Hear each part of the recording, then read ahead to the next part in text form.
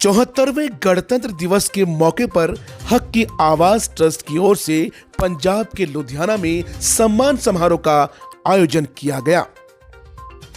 इस समारोह में वो लोग सम्मानित किए गए जो गाहे बगाहे समाज के लिए, सूबे के लिए, मुल्क और मिल्लत के लिए खिदमत अंजाम देते रहे हैं। आइए खबर पर विस्तार से नजर दौड़ाते हैं। मेरे प्यारे वतन तू सलामत रहे,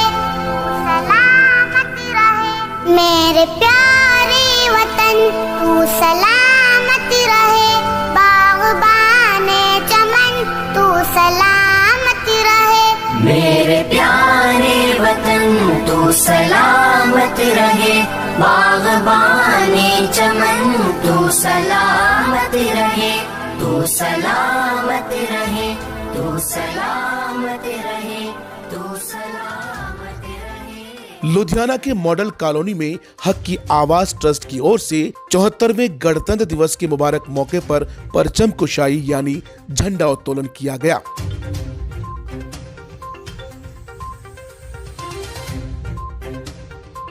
ये मुबारक काम पंजाब के शाही इमाम मौलाना उस्मान रहमानी लुधियानवी के हाथों किया गया, जिसमें सभी धर्मों के लोग शिरकत किए। इस मौके पर अपने खिताब में मौलाना उस्मान लुधियानवी ने कहा कि इस मुल्क की आजादी में सबों ने बराबर हिस्सा लिया। मुल्क के लिए शहीद होने की बारी आई तो किसी ने अपने गर्दन पीछे नहीं किया, बल्कि खुशी खुशी शहादत का जाम पी लिए। उन्होंने मजीद कहा कि देश की आजादी के बाद बाबा साहब डॉक्टर भीमराव अंबेडकर जी ने जो संविधान दिया है वो सबके लिए एक समान है, उसमें किसी तरह का कोई भेदभाव नहीं। इसलिए अगर आज कोई धर्म की बुनियाद पर लोगों को बांटने का काम करे तो वो कान खोलकर सुन लिए, ये हिंदुस्तान किसी के बाप का नहीं, सबका खून शामिल है यहाँ की मिट्टी में। आज 26 जनवरी का दिन है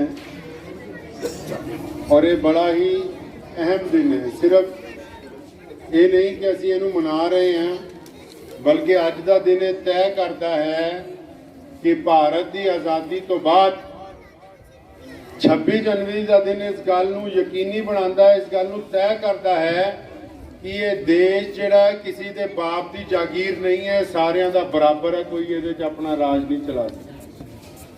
इस संविधान ने सारिया कौमां नू, सर्व धर्मां दे लोकां नू, गरीबां नू, हरेक इंसान नू इस संविधान ने जिहड़ा कि बाबा साहब भीमराव अंबेडकर साहब ने तैयार किया और 26 जनवरी 1950 में संविधान लागू किया गया।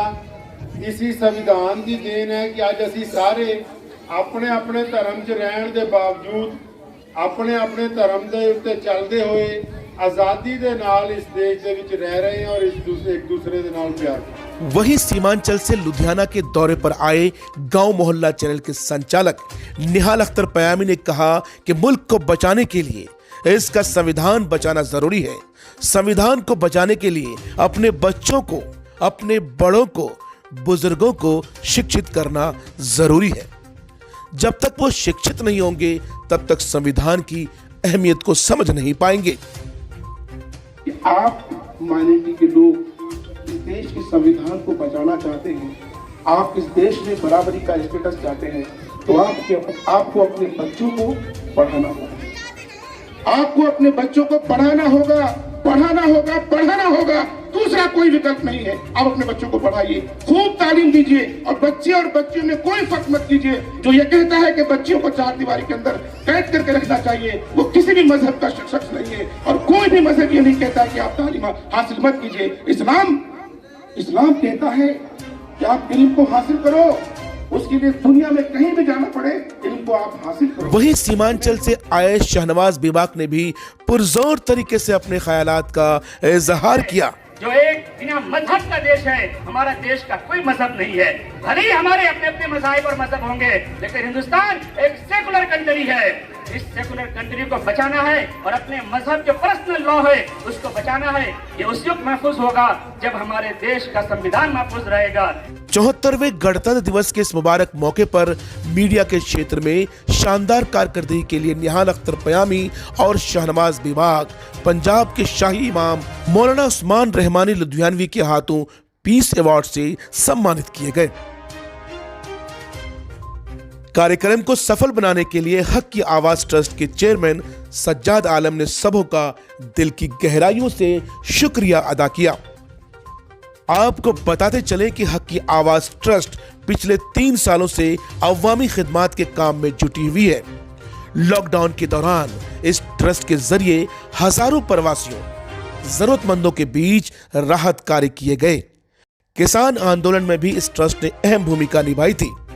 अपने जायज हुकूक के लिए आंदोलन कर रहे देश के किसानों को हक की आवाज ट्रस्ट ने न केवल समर्थन दिया बल्कि उनके साथ पंजाब से लेकर दिल्ली तक खड़े रहे। यह ट्रस्ट प्रवासी मजदूरों के साथ हमेशा कदम से कदम मिलाकर साथ चलती है।